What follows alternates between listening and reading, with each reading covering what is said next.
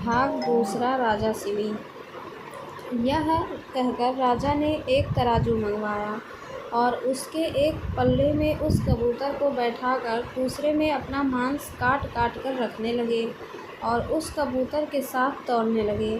कबूतर की रक्षा हो और बाज के भी प्राण बचे, दोनों का ही दुख निवारण हो, इसलिए महाराज शिवी अपने हाथ से अपना मांस काट काट के तराजू में रखने लगे। तराजू में कबूतर का वजन मांस से बढ़ता ही गया।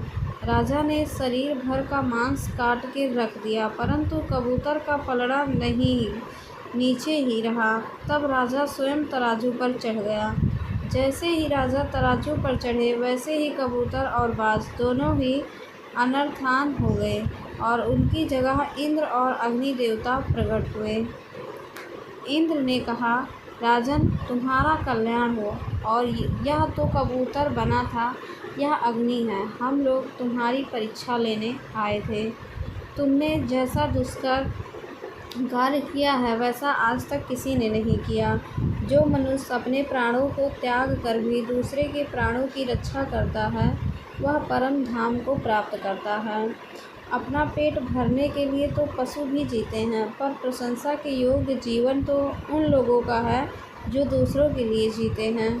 इंद्र ने राजा को वरदान देते हुए कहा, तुम चिरकाल तक दिव्य रूप धारण करके पृथ्वी का पालन कर अंत में भगवान के ब्रह्मलोक में जाओगे।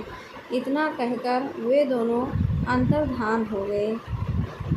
दोस्तों, भारत वह भूमि है जहाँ राजा शिवी और दधीची जैसे लोग अवतरित हुए हैं, जिन्होंने परोपकार के लिए अपना जिंदा शरीर दान दे दिया। और एक हम लोग हैं, जिंदा की तो बात छोड़िए, मरने के बाद भी अंग दान नहीं करते।